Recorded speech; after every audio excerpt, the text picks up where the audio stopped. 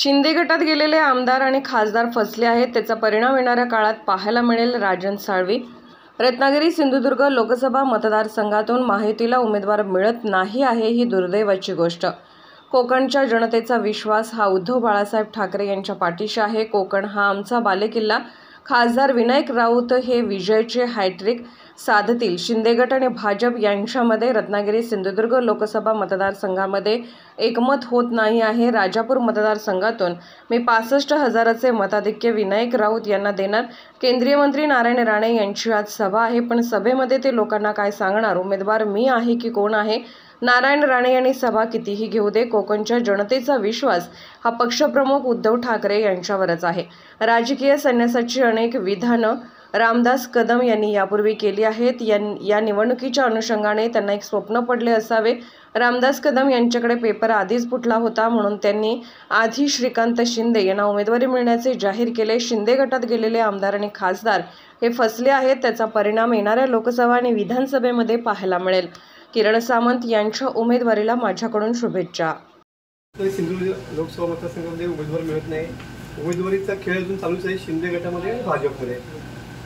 7 मेला लोकसभा निवडणुकीचं मतदान होणार आहे आणि त्या पार्श्वभूमीवरती देशामध्ये महाराष्ट्रामध्ये महाविकास आघाडीच्या वतीने शिवसेना पक्षप्रमुख उद्धव ठाकरे साहेबांनी या सिंधुदुर्ग रत्नागिरी जिल्ह्याच्या लोकसभा मतदारसंघाकरता विद्यमान खासदार विनायक राऊत साहेबांची उमेदवारी जाहीर झालेली आहे.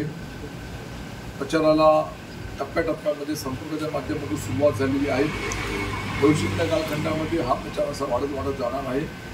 आणि दुर्दैवाची एक गोष्ट आहे की ह्या असलेल्या समोरच्या शिंदे गट असेल, भाजप गट असेल, अजितदादा गट असेल, त्याला उमेदवार सापडत नाही.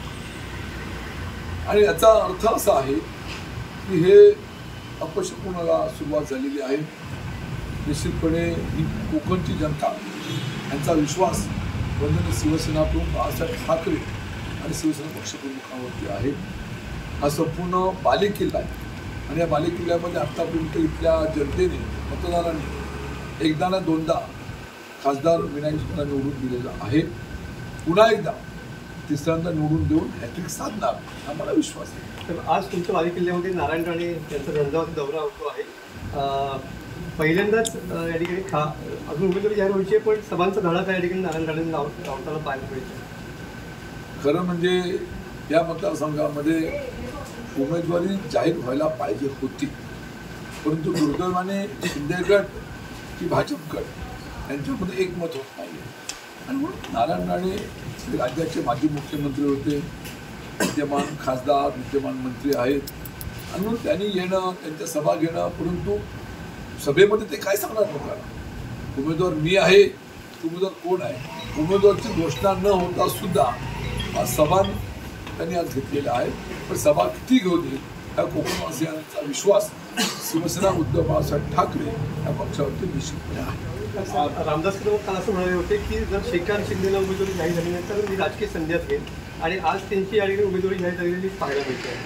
रामदास कदमांनी आतापर्यंत अशा तऱ्हेची अनेक विधानं केलेली आहेत. मला वाटतं ह्या निवडणुकीच्या अनुषंगाने त्याला बहुतेक स्वप्न पडलं असावं आणि बहुतेक पेपर आता फुटला असेल आणि म्हणून त्यांनी या ठिकाणी जाहीर करून टाकलं की एकनाथ शिंदेच्या मुलाला म्हणजे श्रीकांत शिंदे उमेदवारी मिळणार. हा त्याचा अर्थ आहे पेपर फुटला असं माझं मत आहे. बरोबर. या ठिकाणी ज्या पद्धतीने सध्या कलगीतुरा काँग्रेसला पाहायला मिळतोय महायुतीमध्ये, काय सांगाल याच्यामध्ये? नाराजी कुठेतरी महायुतीमध्ये नाराजी ही निश्चितपणे आहे. पण एकनाथ शिंदेबरोबर जे खासदार गेले त्या लोकांना उमेदवारी मिळाला का? माझ्या माहितीप्रमाणे 5 विद्यमान खासदारांच्या उमेदवाऱ्या डावलल्या गेल्या. ह्याचा अर्थ असा आहे की गेलेली लोक आमची पूर्णतः फसलेली आहेत आणि मग त्याचा परिणाम सुद्धा या विधानसभा निवडणुकीमध्ये तुम्हाला पाहायला मिळेल. आणि म्हणून त्यांचं अपयश कुणाला सुरुवात झाली. ही अपयश निश्चितपणे त्या भविष्यामध्ये दिसणार आहे आणि म्हणून भविष्यातल्या कालखंडामध्ये देशामध्ये, महाराष्ट्रामध्ये इंडिया महाविकासामध्ये वर्चस्व असेल आम्हाला विश्वास आहे. निवडणूक आता लागलेलीच आहेत.